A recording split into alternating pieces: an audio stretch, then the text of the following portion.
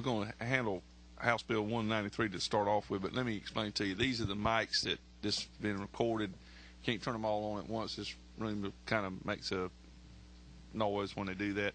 So if you will, make sure you speak into the mic, Steve, if you want to come on up. And if you want, you'll sit right there by Brooks. You don't mind? Okay, thank you. If you will, just explain your bill to us on 193.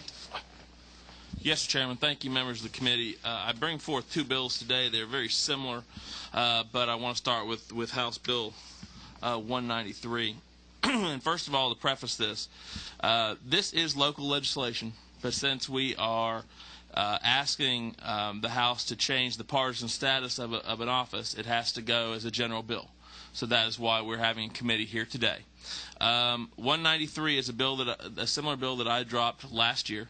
This bill would make the magistrate judge of Union County, which is my home county, a nonpartisan election. This request came from the magistrate judge, as well as coming from him. We, as of last year, when we knew that it was his intention to go nonpartisan, we went ahead and talked to our local county commissioner who signed off. We went to the local party that he was a member of, which is in this case the Democratic Party, and they had no objections. Since that time, we have dropped this bill. Last year, I dropped it after day 30, not knowing that this rule in the House existed, so it did not get moved last year. My magistrate judge is on vacation, or he would be here today to testify on his own behalf, to basically say, as a lawyer and someone who has practiced law for now 14 years, I can tell you that my strong political, passionate belief is that no judge in the state of Georgia should be partisan at all. It was one of the things that led me to public service, was to change this outdated law, if even just for my own county.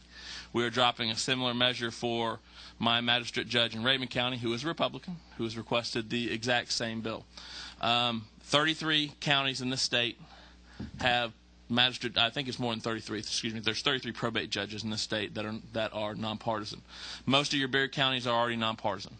If you also know that due to the law that to be a magistrate in the state, if your county has less than 90,000 in population, you do not have to be a lawyer. So it also limits the amount. So what we are doing is making a change on the behalf of a local official, at the bequest of the local official, with the consent of the county commissioner.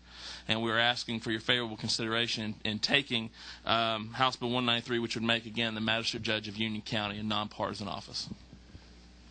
Thank you, Representative I'll be happy to answer any questions. I'm going to turn my mic off. Okay. Questions to the author? Go ahead, take your mic, boss. Thank you. Thank you, Mr. Chairman. I just want to follow up on a comment you made about the magistrates. Do you know of legislation in the past or pending now or being drawn up that would change how a magistrate gets elected and whether they've got to be an attorney or not? I think, Chairman, we have to kind of rotate. You have to turn your mic off and I have to turn my mic No, on. y'all can talk. Y'all can talk. Yes, sir. I do not know of any pending legislation. I know that in the Senate they are doing that all municipal court judges would have to be lawyers. So that's for your municipality of Dublin or Blairsville or something like that. But I have not seen any legislation that would require your magistrate judges to be partisan. I'd gotten a heads up on that, and since you mentioned it, I wanted to quiz them real quick. Thank you. Okay. If you will turn it on. Any other questions from the author? Okay, let me preface this by, and again, Representative Allison, I too am like you. I think the judges should be nonpartisan. But let's make it clear that when you take this partisan election away, it does limit the amount of funds that the state party sends to the county in order to run an election. However, it does save the county money in that they don't have to run a primary and then a general election. So it really is an offset there. The money is really not an issue. I just want to make sure that I explain that too. I don't foresee any other problems unless if anyone would like to make a motion. We got to do pass. We have a second.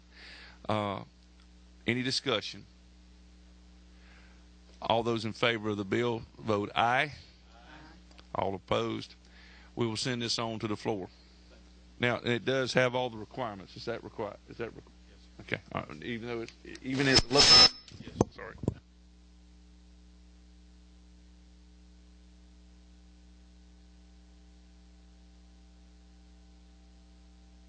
We understand that. Second bill is, again, a very similar bill, House Bill 194 by Representative Allison of the 8th. If you will, please explain your bill, sir. Okay. Yes, sir. 194 is a very similar bill. What this is doing is it's taking the probate judge of Union County and making it from a partisan status to a nonpartisan status. As I said with the magistrate court judge, this came directly from my probate judge. My probate judge was going to be here today. Unfortunately, had a medical appointment. He has been in office for 12 years. He requested this change, and this was dropped during my first term, so it was actually dropped back in 2010, the second year of my first term. We came back and we have dropped the bill again this year. Again, it is with the consent of our county commissioner, and we have talked to all appropriate officials. This just would change his status. He would continue to run as a Democrat until 2012. In the 2012 election, the entire election would be nonpartisan. Chairman, one of the things that I unfortunately did not make copies. I need to have my aide. One thing I'm gonna give to all the members of the committee is something that I wanted to address.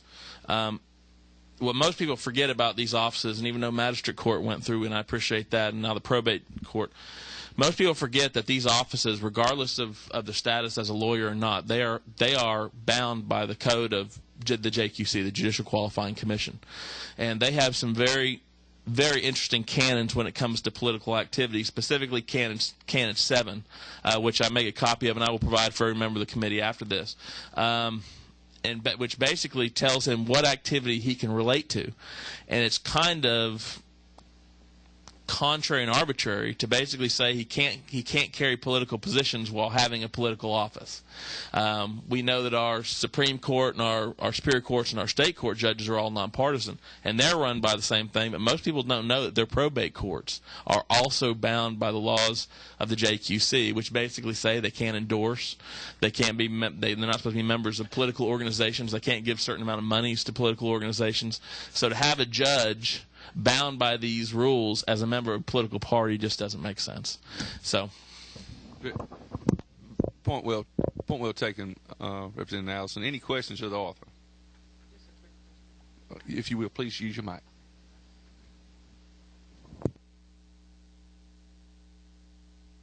In your earlier comments about the magistrate judges in terms of what counties were doing generally, can you speak to what the situation is for probate judges in terms of Georgia counties, in terms of the number that are nonpartisan, if you have that information? Representative, I don't have that information on me, but I can get it to you. I can quick call to the contacts of the Probate Judges Association. I can get that information for you. I know in the mountain areas where I am, we're about 50-50. My district has 4 counties. 2 are nonpartisan, 2 are partisan. It was just something that was never unified in Georgia. They specifically left it up to the counties. The county I moved from, which was Gwinnett, is obviously a nonpartisan election, as is Fulton, DeKalb, things like that. But the rural areas, for some reason, have seemed to stay nonpartisan longer. And I don't know really why that is, if it's mainly because, with all due respect, we have 159 counties, and I don't think half of those are lawyers. It's the same regulations as the magistrate court. If you have less than 90,000 population, your judges don't have to be lawyers, and that's just because the feasibility of lawyers, and also it's a pretty it's a tough burden to get lawyers to take a probate judge job in some of the smaller counties like where I live in Union.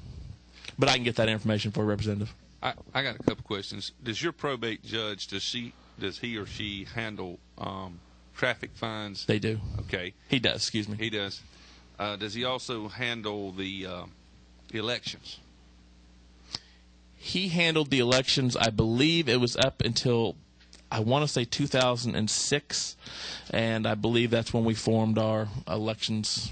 He was the elections overseer, I think, up until 2006. As a general rule, a partisan individual handling an election really causes problems, number one. And having even a judge that handles it is a problem also.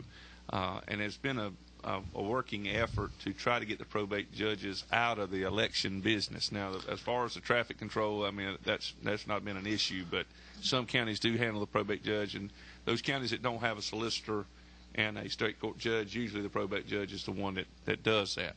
But the issue, I think, and if you might want to go and look in your local ordinances and look in your local business to see if that is still going on in your county. It's a good idea to start moving that out if it is, especially in the rural counties and anywhere that's happening.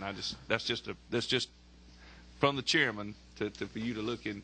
And I also, as a general rule, and I'll make this comment here and instead of later, but I think it's a good idea that each member of this body look over their city charters and county charters at least once every 4 or 5 years to make sure they're updated and just try to keep them going. It's a very smart thing to do because there are counties and cities that go for years and years and years and never update, and they're just way behind when something bad happens.